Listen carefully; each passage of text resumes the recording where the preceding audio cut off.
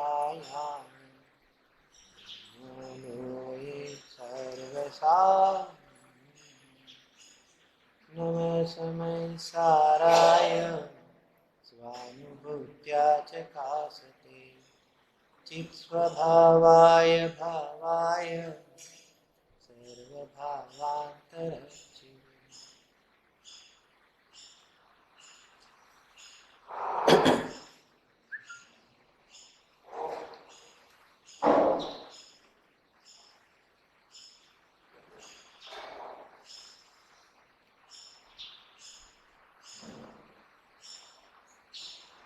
आज संयम का दिन है और जो मनुष्य पर्याय है इस संसार में जितनी भी मनुष्य पर्याय मिलती है वो संयम प्राप्त करने के हेतु ही मिलती है। अभी अभी एक विचार ऐसा आया कि 4 गति के जीव है, इसमें से सम्यक दृष्टि की अपेक्षा से बात करें तो जिस समय सम्यक दृष्टि जीव को उस गति को छोड़ने का अवसर आता है तो ऐसा कौन सी गति वाला जीव होगा कि इसको खुशी होती होगी। प्रश्न समझ में आया क्या कहना चाहते हैं? सम्यक दृष्टि धर्मात्मा जो होए उस पर्याय में उसने सम्यक्त्व की प्राप्ति की हो, अब जब ये पर्याय छोड़ने का अवसर आता है तो कौन सी गति का जीव विशेष रूप से खुश होता होगा? बहुत थोड़ा सोचने जैसी बात है। 4 गति के जीव में से एक देव गति का जीव है और एक नरक गति का जीव है। जब देव गति का जीव और नरक गति का जीव जब अपनी पर्याय को जब छोड़ता है, छोड़ने का काल जब पकता है तो उसे अत्यंत हर्ष उस देव गति और नरक गति की पर्याय वाले जीवों को होता है। इसका कारण क्या है? इसका कारण यह है कि मनुष्य गति का जीव जब यहाँ सम्यक्त्व सहित या तो संयम सहित इस पर्याय को जब छोड़ता है तो ज्ञान में तो है कि यहाँ से स्वर्ग में उत्पन्न होने वाला है, तो अंदर में अव्यक्तपने उसको तो ऐसा भाव है कि आफ्टर ऑल तो मैं स्वर्ग में जाऊंगा और संयमी बनूंगा। उसको उस बात की खुशी नहीं होती है। हालांकि वो अपने रत्नत्रय के साथ वहां पर भी जाएगा, अपनी आराधना तो वहां पर भी करेगा, लेकिन वो खुशी नहीं है जो खुशी एक देवगति के जीव को होती है। जो देवगति में जिसने सम्यक धारण किया है तो वहां पर जब देह छोड़ने का काल पकता है तब देह छोड़ने के काल में वो सबसे ज्यादा खुश इसलिए है कि अब मैं कौन सी गति में जाने वाला हूं कि नियम से निश्चित रूप से मैं कर्म भूमि का मनुष्य होने वाला हूं। कभी ये सोचा हमने? खुशी की बात है ना, खुशी की बात। देखो मिथ्या दृष्टि तो कोई भी पर्याय में नरक को छोड़कर जब भी पर्याय छूटने का काल पकता है तब तो वो दुखी ही होता है, क्योंकि उस पर्याय में अपनापन उसने किया है, देह में एकत्व बुद्धि है। लेकिन जो सम्यक दृष्टि धर्मात्मा होते हैं तो अपने को पर्याय रूप अनुभव नहीं करते हैं, अपने को आत्मद्रव्य रूप अनुभव करते हैं। और जिसने साधना शुरू कर ली है तो देवगति का जीव तो उछलता है, ख्याल में आता है कि अब 6 महीने ही शेष आयु बची है, अब यहाँ से वियोग होना है। देवगति का जीव तो इस प्रकार से विचार करता है कि अब तो असंयम का वियोग होने वाला है। इस देव पर्याय की तो क्या बात करें, लेकिन ये मनुष्य पर्याय धारण होगी। और इस मनुष्य पर्याय का सर्वोत्कृष्ट कार्य क्या है? तो इस मनुष्य पर्याय का सर्वोत्कृष्ट कार्य है संयम। और ये संयम अंगीकार करने, ये मेरी परिणति। अब काल के प्रवाह में मेरा भी देह छूटेगा, लेकिन देह छूटने पर क्या होगा? एक देह छूटने पर ऐसा मुझे कल्प वृक्ष प्राप्त होने वाला है, जो मनुष्य पर्याय रूपी कल्प वृक्ष ऐसा मुझे प्राप्त होने वाला है कि जो मांगे वो वहां मुझे इससे मिलने वाला है। देखो तो सही, कैसी कैसी सोच होती है। नरक के जो सम्यक दृष्टि भी देह छोड़कर मनुष्य पर्याय में आने वाले हैं, तो खुशी इस बात की होती है, अव्यक्तपने भाव समझना, भावों को भाव के रूप में समझना कि अरे, तो कि यहाँ से अभी ये काल छूटेगा ना, तो वो अनंत दुख से, मतलब कि वहां पर नरक गति के योग्य दुख से अब वो छूटेगा, उसकी खुशी नहीं है। उसको तो ये मनुष्य पर्याय में आने की खुशी होती है कि ये मनुष्य पर्याय में आकर मैं क्या करूंगा कि न जाने ऐसे ऐसे कैसे कैसे परिणाम हो गए, जिसके कारण मुझे ये फल भोगने के लिए यहाँ पर आ जाना पड़ा। तो कहता है कि अभी हमेशा के लिए ये 4 गति और 84 लाख योनि छोड़कर हमेशा के लिए ये सिद्धत्व दशा प्रकट करने का जो सुअवसर प्राप्त मुझे मिलने जा रहा है, ये मनुष्य पर्याय, तो कि उसके लिए मैं अभी मैं आगे बढ़ने वाला हूँ। उसकी खुशी ये देव गति के जीव को और नरक गति के जीव को। आप समझो, इसको भावों में समझना कहने का मतलब, क्योंकि तिर्यंज गति का जीव सम्यक दर्शन कर लेता है तो फिर वो तो कहाँ चला जाएगा? तो वो वापिस देव में जाएगा। मनुष्य गति का जीव देव में जाएगा। लेकिन ये दोनों की गतियों की कैसी व्यवस्था, कैसी योग्यता एक समुचित प्रकट हो जाता है, तो जो सोच होती है ना, वो पूरी दुनिया को, प्रकृति को देखने की सोच बदल जाती है। देखो तो सही, श्रीमद राजचंद्र जी हो गए, श्रीमद राजचंद्र जी कितनी उम्र की आयु में देह छोड़ा उन्होंने? देखो, हम कहेंगे बहुत छोटी उम्र में देह छोड़ा, हकीकत में छोटी उम्र और बड़ी उम्र से साधना को कोई लेना देना नहीं होता। जीव साधना करते हुए देह छोड़ता है तो क्या वो उत्तम है। आप 90 साल की उम्र में भी देह छोड़ो, लेकिन जीवन में साधना नहीं है, तो कहते कि वो उत्तम नहीं है। और कैसी भावना भाई, अंत में उनका 21 साल, 31वां साल, 32वां साल का जब आप पत्र पढ़ोगे, श्रीमद राजचंद्र जी के पत्र पढ़ोगे, तो देखो 27, 28, 29 साल के भी पत्रांक हैं, और जैसे जैसे आगे बढ़ते गए तो उसके भी पत्रांक हैं। आप जब पत्रांक देखेंगे तो पत्रांक में भी आपको नजर आएगा कि ये देखो ये धारा कैसी ऊंची अभी जा रही है। जब पत्र लिखते हैं ना पत्र, तो एक 21वें साल की उम्र में उन्होंने पत्र लिखा होगा और 31वीं साल के उम्र में उन्होंने पत्र लिखा होगा, तो उनकी 21 साल की उम्र से लेकर 31वीं साल तक वो पहुंचे, तो उनकी यहाँ पर जीवन की धारा में क्या परिवर्तन आया वो पत्रांकों के माध्यम से पता चलता है। और कैसी अपूर्व भावना भाई, संयम नाहे तूए योग प्रवर्तना, स्वरूप लक्ष्य जिनि आज्ञा दीन हो,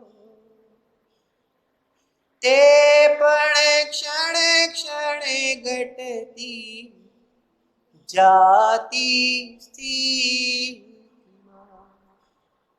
अंते थाए निज स्वरूप मां लीन जो, अपूर्व अवसर सा कस दिन आएगा, क्या रे थैसू बायांतर निरग्रंथि जो, सर्व संबंधनु बंधन तीक्षण छेद, विचर सुकव महत्व पुरुषना पंथ जो, अपूर्व अवसर सा किस दिन आएगा। ये योग का जो प्रवर्तन है, तो क्या अब संयम के हेतु दशा तो गृहस्थ की थी, श्रीमद राजचंद्र जी की दशा तो गृहस्थ थी, लेकिन मुनि बनने की कैसी उनकी भावना जागृत हुई थी। 31-32वीं साल के अंदर जब वो इस काव्य की रचना करते हैं, तब उनको ये नहीं पता था कि एक ही साल में मेरा देह छूटने वाला है। हो सकता है कि उन्होंने तो ऐसा भी तो सोचा होगा, कोई भी ऐसा ही सोचेगा कि भाई 25, 50, 100 साल, 50, 60, 70 यथा योग्य, लेकिन ऐसा नहीं सोचा था कि एक ही साल में इस प्रकार से ये काल का विषय बन जाएगा। लेकिन भावना कैसी थी कि अब आ जावे, कब आएगा वो तो उन्होंने ऐसा विचार किया, लेकिन भावना कब आएगा ऐसा नहीं, क्योंकि बस अब आ जावे। और मेरा जितना भी योग का प्रवर्तन हो तो कि किसके लिए हो, एकमात्र संयम के हेतु मेरा योग का प्रवर्तन, और वो भी कैसा हो कि मन वचन काय से जो भी योग प्रवर्तन हो, वो भी दूसरी लिटी में ऐसा कहते हैं कि वो भी स्वरूप के लक्ष्य हो और जीन आज्ञा अनुसार हो। दो कंडीशन रखे, स्वरूप लक्ष्य जिनी आज्ञा आधीन जप। अब वो जो योग का प्रवर्तन स्वरूप के लक्ष्य और जिन आज्ञा के अधीन हो, लेकिन वो भी योग का प्रवर्तन मेरा कैसे होता जावे, क्षण क्षण घटता जावे। प्रत्येक समय ये प्रवर्तन है, लेकिन ये प्रवर्तन के काल में भी हमारा निवर्तन पर लक्ष्य है। अभी तो नहीं रह पाते इसलिए इस प्रकार का प्रवर्तन है, लेकिन प्रवर्तन के काल में भी, प्रवृत्ति के काल में भी, अरे शुभ प्रवृत्ति के काल में भी हमारा लक्ष्य निवृत्ति की ओर है।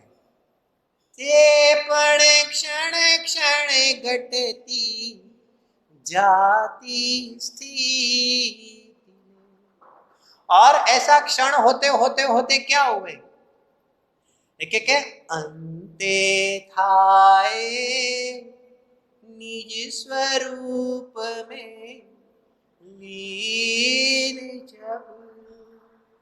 और घटते घटते क्या हो जावे कि ये परिणति हमारे हमेशा के लिए अंतर में लीन हो जावे। देखो तो सही कहने का मतलब, मेरी कब ये बहिरंग और अंतरंग निर्गंत दशा मेरी प्रकट होवे।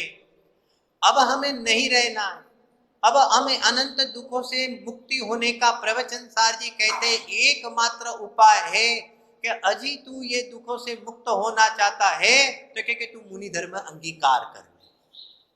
एक साहब और ऑप्शन बताओ, हकीकत में मार्ग में और कोई ऑप्शन नहीं है, फिर भी कुछ कमजोरी है तो क्या तू श्रावक व्रती श्रावक अंगीकार कर ले। एक साहब और ऑप्शन बताओ, एक नहीं, तुझे और ऑप्शन देखना है तो तुझे मार्ग की खबर नहीं है, तुझे मार्ग का परिचय नहीं है, तू भोग में रहना चाहता है और योग को जुड़ान करने की कोशिश कर रहा है, वो 3 काल में संभव नहीं, असंभव है। जैसे सूर्य के प्रकाश और अंधकार को विरोध है, ऐसे असंयम और संयम को विरोध है। असंयमी बना रहे और तुझे मुक्ति मिल जावे, ऐसे 3 काल में असंभव है, होना भी नहीं चाहिए। शास्त्रकार तो यहाँ पर कहते हैं कि भले तीर्थंकर का भी जीव क्यों न हो, लेकिन अगर तीर्थंकर के जीव को भी इस संसार से छूटना हो तो बुद्धिपूर्वक उसको संयम अंगीकार करना पड़ेगा। लोग संयम शब्द से घबराते हैं। श्रावक जीव या तो गृहस्थ दशा वाले जीव, मोही जीव, तीव्र मोही जीव की अपेक्षा से बात है।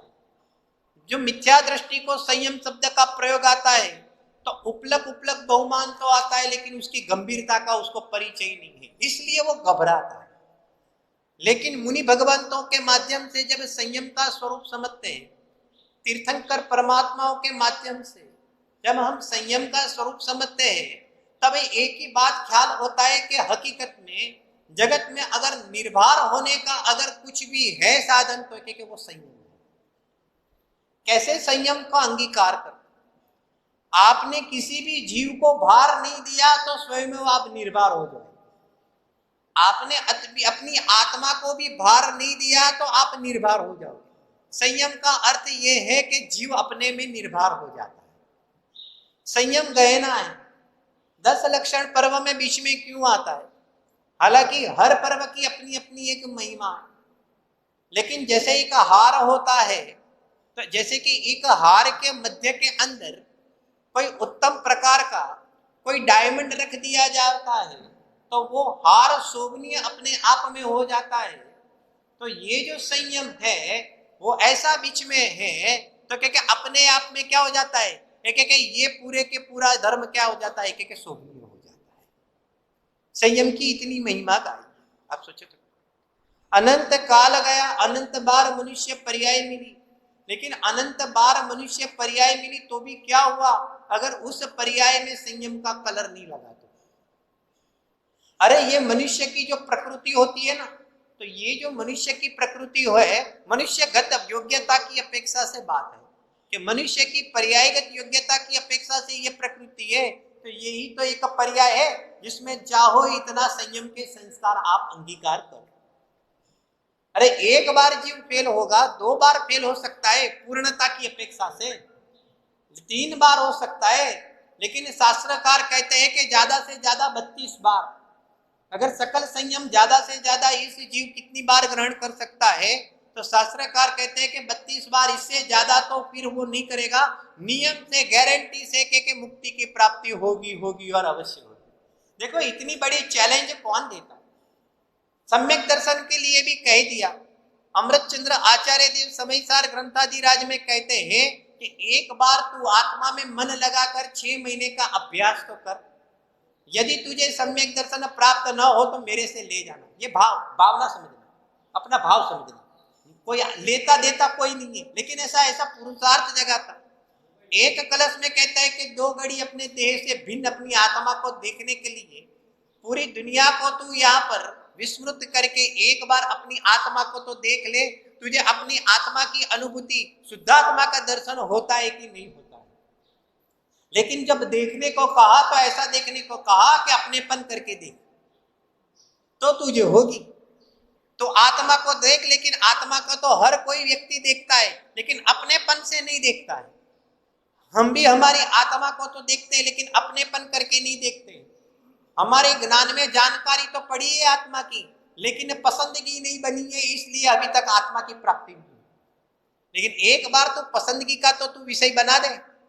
ऐसे ही जिसने आत्मा का अनुभव किया है, तो ऐसे जीवों को मुनि भगवंत कहते हैं कि एक बार तू संयम की शकल तो तू सुन ले भाई।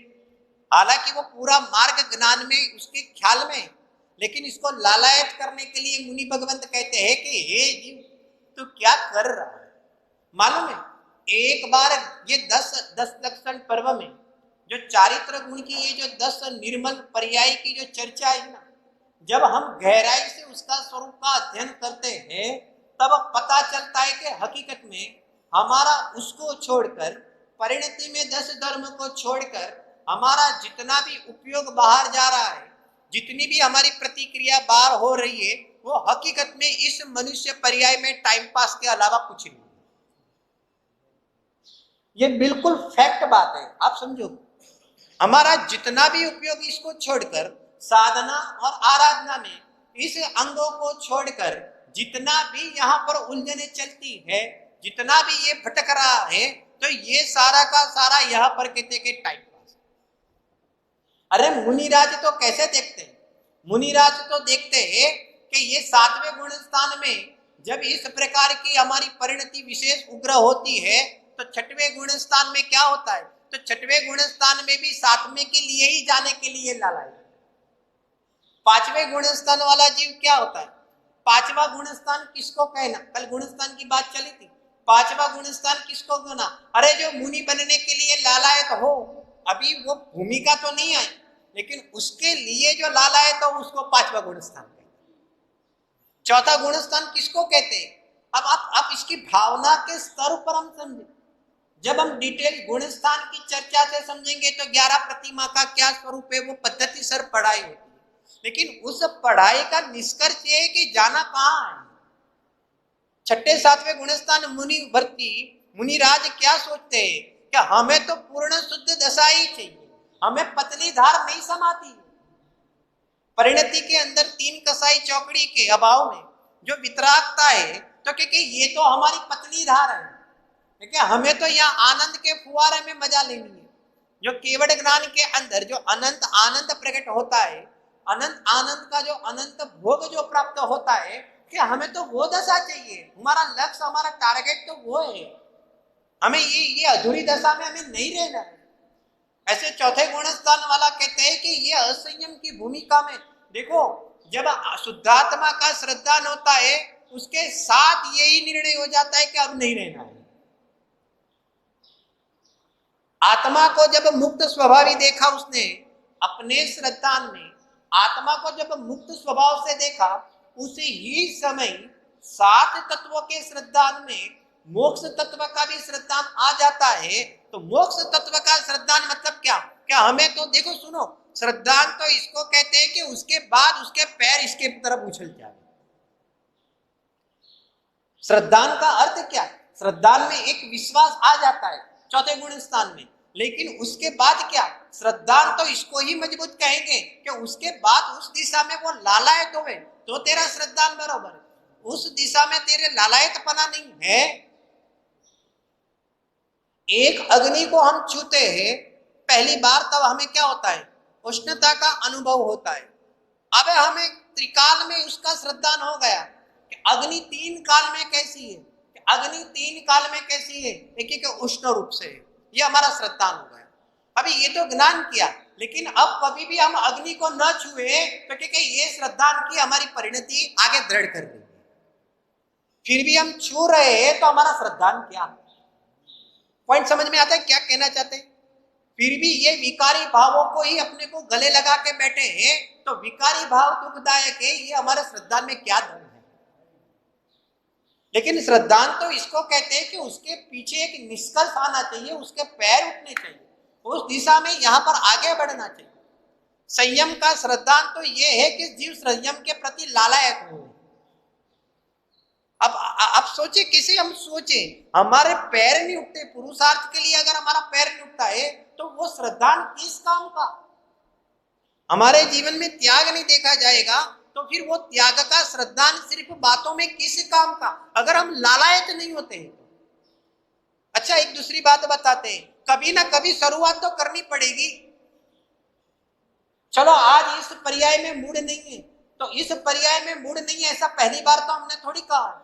इस प्रकार से अनंती पर्याय चली गई मनुष्य की, हर बार हमने मूड नहीं बनाया। अभी इस पर्याय भी मिली तो क्योंकि इस बार भी मूड नहीं है, लेकिन कभी ना कभी तो इसकी तैयारी तो करनी पड़ेगी। एक बात बतावे, इससे बढ़िया और सुंदर अवसर कौन सा आने वाला है मालूम है? ये उतरता काल किसको कहते हैं?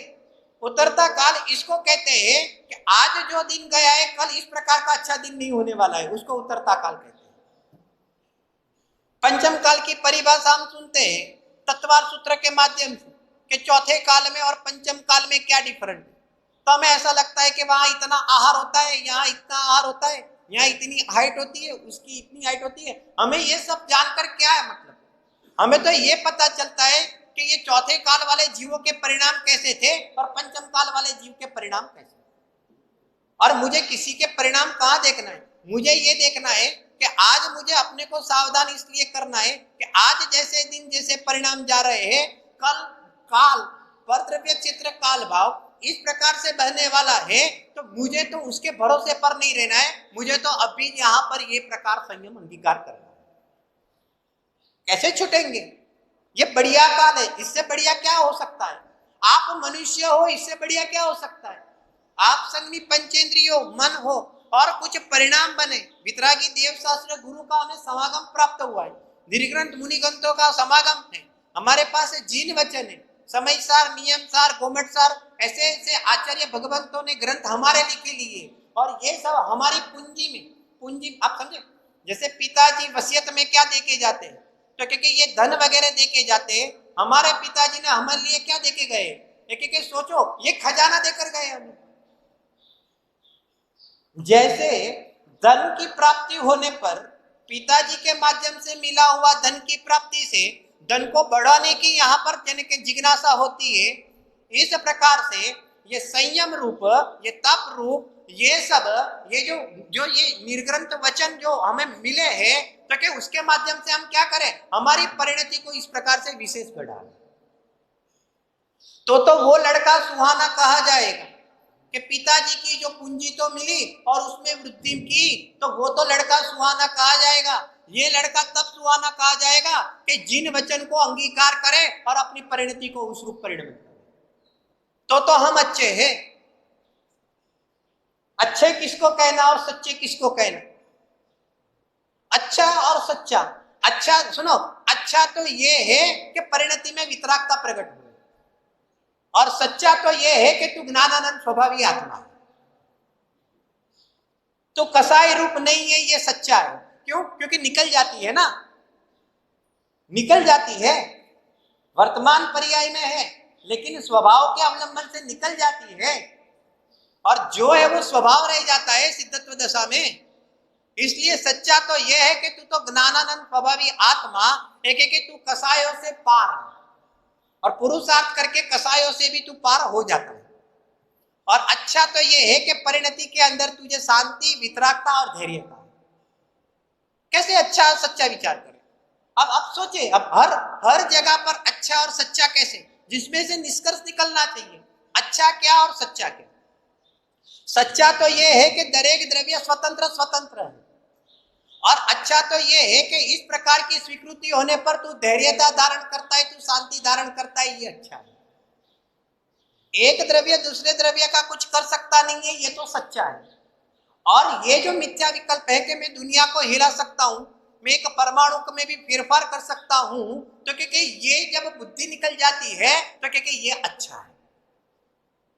सच्चा के अनुसार जो भी हमारा वर्तन है वो अच्छा है, और जितना भी सच्चाई से विरुद्ध हमारा जितना भी वर्तन है तो क्योंकि ये बुरा है। जगत के अंदर कोई भी द्रव्य अच्छा और बुरा होता ही नहीं है, उसकी व्यवस्था ही नहीं है, लेकिन हर द्रव्य अपने अपने में स्वतंत्र है, ये सच्चा भी है और वो ही अच्छा है। इसको ही समय सार की तीसरी गाथा में कहा, हर द्रव्य अपने अपने में सुंदर है। जब इस प्रकार की परिणति में दृढ़ता आती है, जब इस प्रकार की परिणति में एक विश्वास आता है, और इस प्रकार से स्वरूप अनुसार, प्रकृति अनुसार जब जीव आगे बढ़ता है, तभी जाकर उसको संयम प्रकट होता है, उसके अंदर धैर्यता बढ़ती है। न कुछ करना, न कुछ करना, डरना, मगन में रहना। मगन में रहते रहते क्या करता है, जीव भी मगन में रहे और बाकी के जीव भी मगन में रहे। देखो उसकी भावना देखो, कोई भी, मैं जीव किसी और जीव के प्रति तकलीफ कैसे हो सकती है अगर मैं इसको चैतन्य द्रव्य देखता हूं।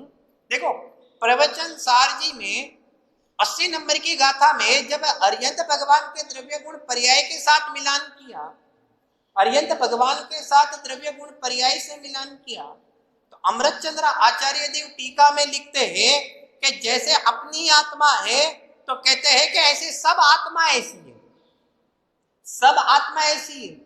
एक आत्मा का निर्णय करने पर जगत के जितने भी आत्मा है उसका इस प्रकार से निर्णय हो जाता है।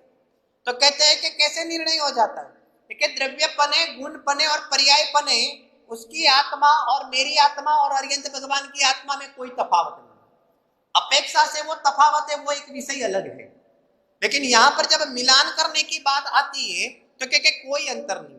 अब अभी इसको वैराग्य की और हम कैसे सोचे, जब मेरे में और इसमें अंतर नहीं है तो मैं इसको, सुनो, तो मैं इसको क्यों दुखी कर सकता हूं अपने मन वचन काय को बिगाड़ कर।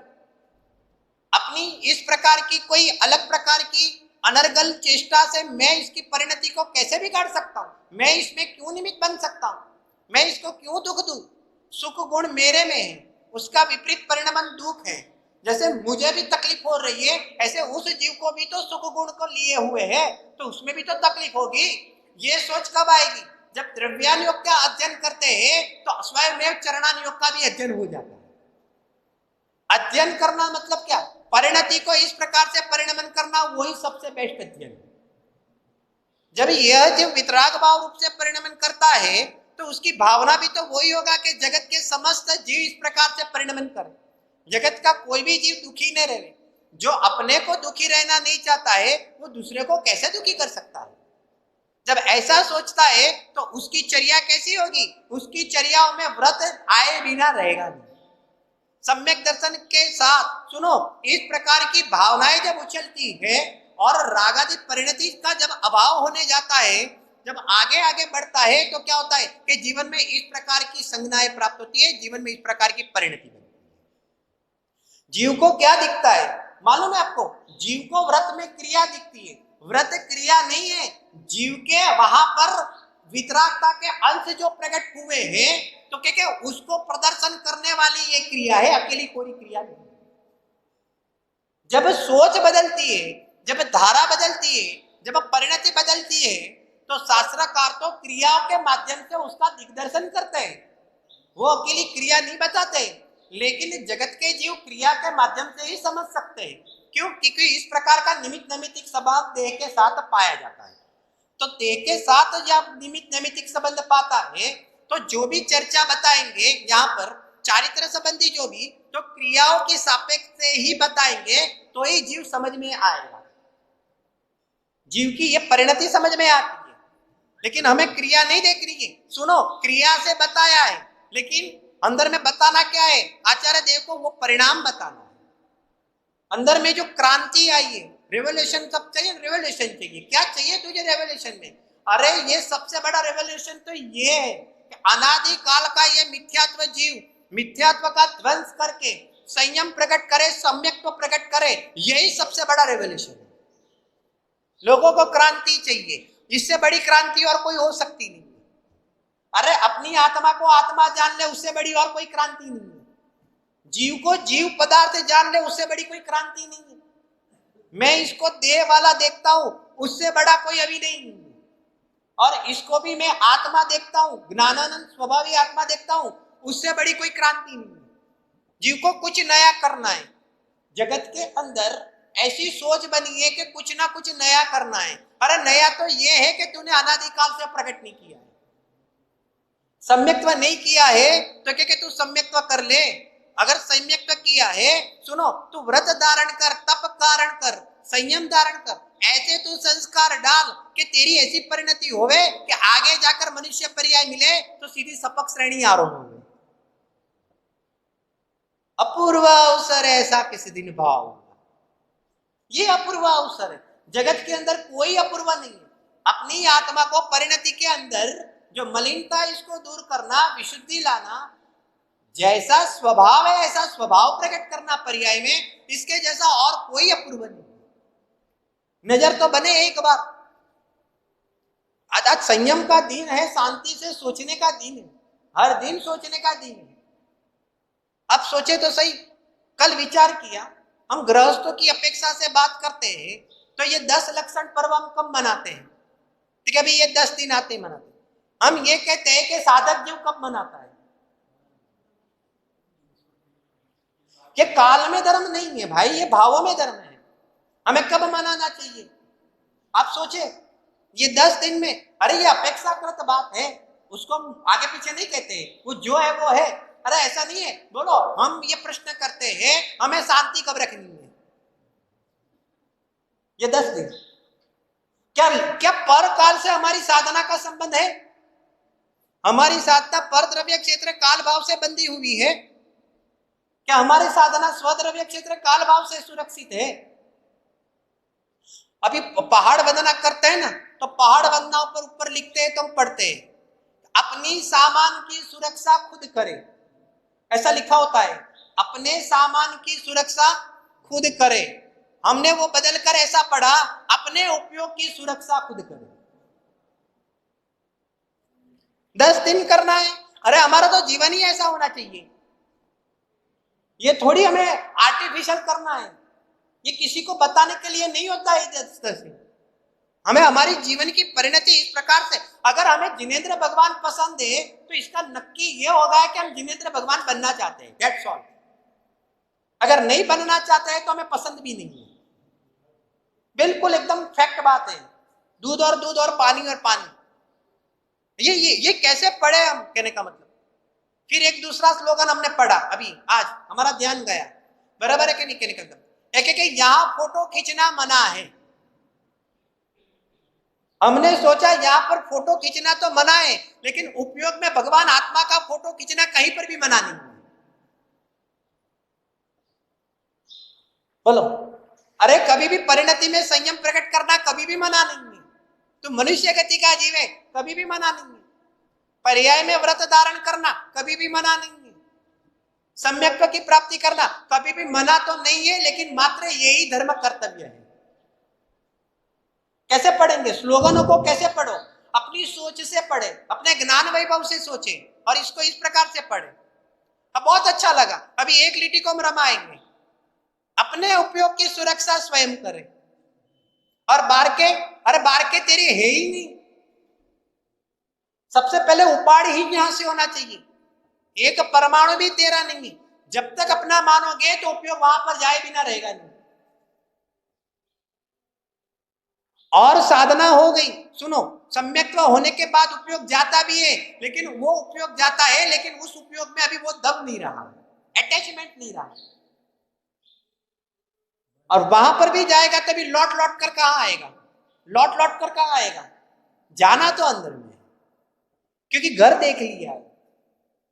जैसे आता है एक बोल, जैसे पतंग चगाते हैं ना, पतंग चगाते हैं तो पतंग इधर भी जाती है, फिर पतंग हवा में इधर भी जाएगी, फिर पतंग हवा में इधर भी जाएगी, बराबर नहीं? लेकिन हाथ से नहीं छूटती है। उसका कारण क्या है? हाथ से नहीं छूटती है, उसका कारण क्या है? क्योंकि डोर कहां पर है? देखिए, डोर हमारे हाथ में है। अगर हाथ में डोर है तो पतंग शायद हवा के झोंके में इधर इधर तो होगी, लेकिन पतंग नहीं छूटेगी। ऐसे यहाँ पर कहते हैं कि श्रद्धारूप परिणति स्वभाव में जमी हुई है, कदाचित उदयवश यहाँ पर उपयोग की पतंग ये इधर उधर तो हो सकती है, लेकिन श्रद्धा की परिणति यहाँ बैठी है तो ये परिणति छूटने वाली नहीं। कैसे सोचेंगे हम? आत्मा बाहर जाता ही नहीं है। अरे सच कहे, थोड़ा सा ध्यान देना, अरे सच कहे तो हमारा उपयोग भी बाहर आत्मा को छोड़कर कहां जाता है?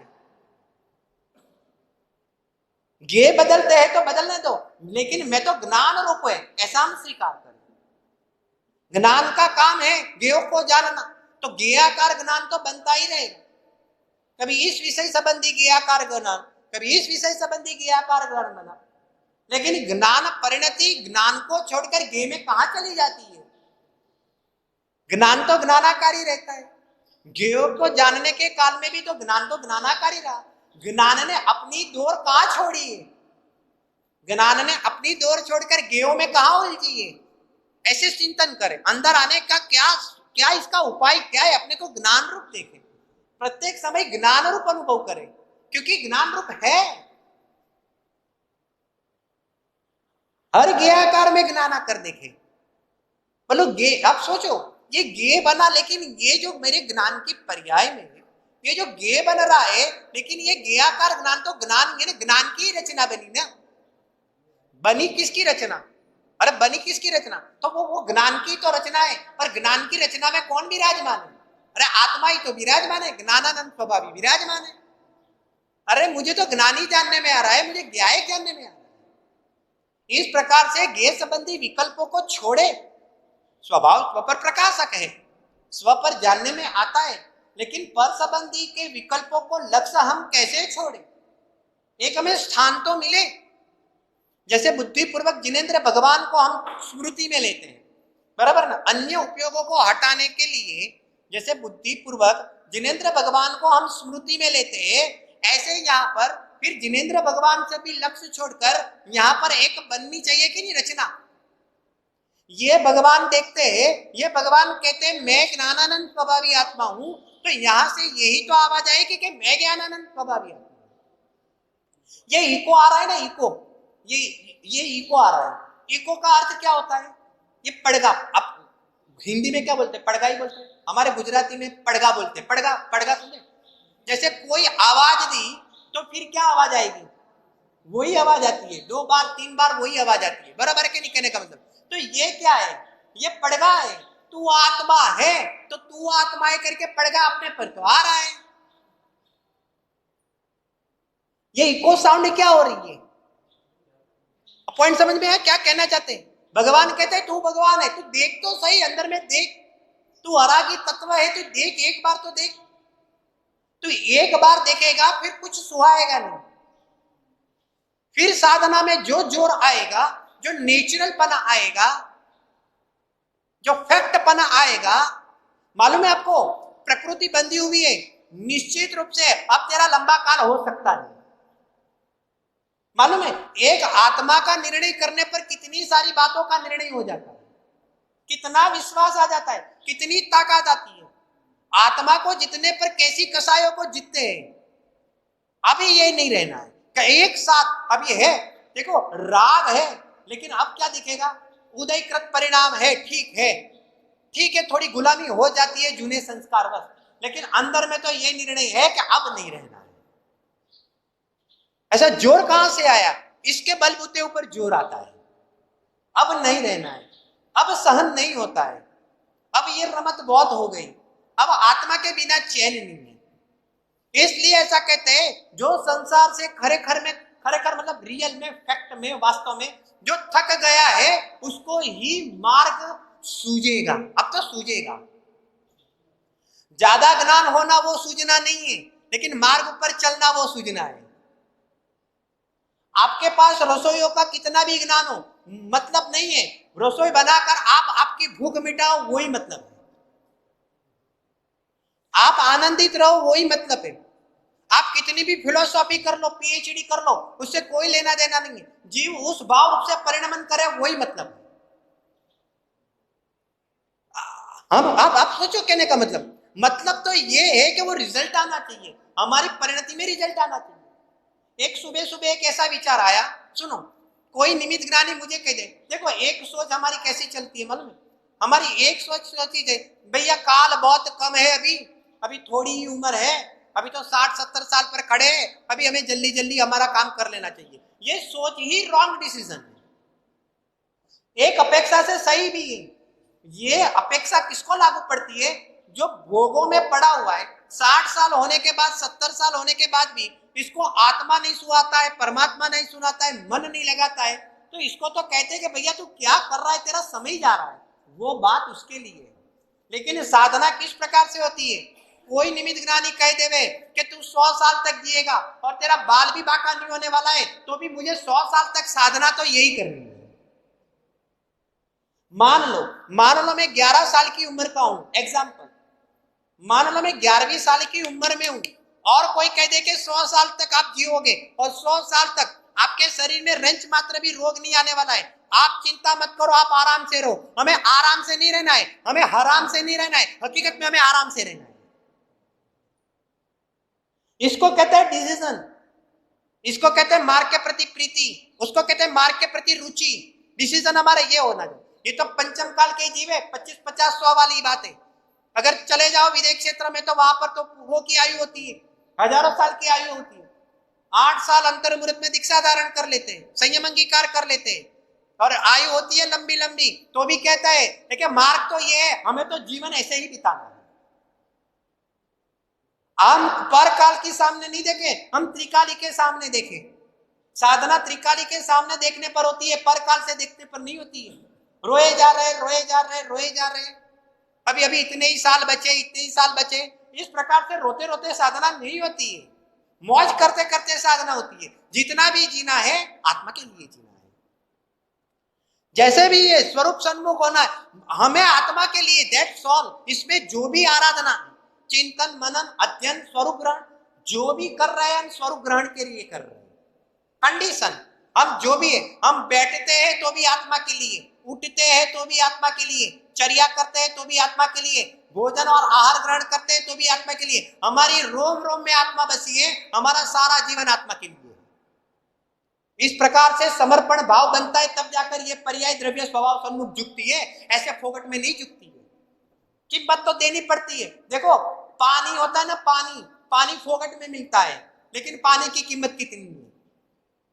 हवा फोकट में मिलती है, लेकिन हवा की कीमत कितनी है। ऐसे आत्मा फोकट में तो मिलती है, लेकिन कीमत कितनी, एक बहुत बड़ी कीमत चुकानी पड़ती है।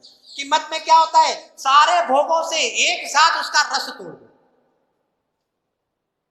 वहां से मुंह फिरे बिना आत्मा सन्मुख मुंह हो जावे, 3 काल में संभव नहीं है। हालांकि एक साथ होता है, आत्मा की तरफ मुंह फिरना ये अस्थि से बात है, और पर से मुंह छोड़ना वो नास्ति से बात है। काल एक, देखो कार्य एक ही होता है, स्वभाव में जुड़ना और पर से छूटना, लेकिन ये शैलियों का भेद है। काम एक आत्मार्थ नु बीजो नहीं मन रोग, श्रीमद राजचंद्र जी कहते हैं। दूसरा ये रोग नहीं, विकल्प मात्र रोग है। निश्चिंत हो जा, ये रोग से तुझे मुक्ति ये तेरी आत्मा ही दिलाएगी। कुन कुन भगवान कहते हैं, ये भगवान तो यही तो कर रहे हैं। ये भगवान क्या शिक्षा दे रहे हैं? ये क्या पढ़ना है? अरे पढ़ना नहीं है, हकीकत में चखना है। ये मार्ग चखने का है, और चखने के लिए पढ़ना है। निष्कर्ष नजर बननी चाहिए। ऐसे ही हमारे जो वितरागी देव हैं, हमारे वितरागी देव शास्त्र गुरु हैं, एक इस जीव का कल्याण चाहते हैं, तो एक ही बात बताई। प्रवचन सार जी कहते हैं कि जो तुझे दुख से मुक्ति होना है तो तू संयम अंगीकार कर। एकमात्र 3 काल में सर्वोत्कृष्ट उपाय एकमात्र यही है। एक बात बतावे, दूसरा होना भी नहीं चाहिए, क्योंकि ये परमार्थ है, ये शांति का मार्ग है। मालूम है वीर्य उछालना किसको कहते हैं? अरे आप लो तो सही, जब मुनि दीक्षा अंगीकार करते हैं ना, उसको ही वीर्य उछालना कहते हैं। कोई कहते हैं कि आपका वीर्य कैसे उछलता है? अरे भाषा से वीर्य नहीं उछलता है, परिणति से वीर्य उछलना चाहिए, त्याग से वीर्य उछलता है, स्वरूप एकाग्रता से वीर्य उछलता है। वीर्य को बढ़ाने का अभ्यास क्या? एक स्वरूप एकाग्र करते रहो, अपने आप वीर्य उछलता जाएगा। नजर में से सारे उतर जाते हैं ना, उतर जाना मतलब समझ गए? जब रस कस उतरते जाता दिखे तब समझना कि आपका वीर्य उछल रहा है। एक परमाणु में भी रस है तो समझना कि आपका वीर्य हीन हुआ है। और स्वभाव का रस बढ़े तो इसको कहते हैं कि वीर्य उछलता जाता है। देखो तो सही, क्षयोपम वीर्य में इतनी ताकत है तो अनंत वीर्य में क्या क्या गर्जना होती होगी। अभी वर्तमान में हम सबका क्षयोपम भाव से वीर्य काम कर रहा है, बराबर है ना? कहने का मतलब क्षयोपम में इस प्रकार से आत्मा को उछलता है, तो क्षायिक भाव में तो कैसा वीर्य उछलता होगा? हम अनुमान से नक्की करते हैं कि नहीं, हमारा प्रत्यक्ष ज्ञान का विषय नहीं। ऐसे आत्मा अनंत वीर्य संपन्नवान है, ऐसी आत्मा को देखना और इसमें रम जाना और इसमें लीन होना, इसको ही सम्यक दर्शन ज्ञान चारित्र कहते हैं। विशेष चर्चा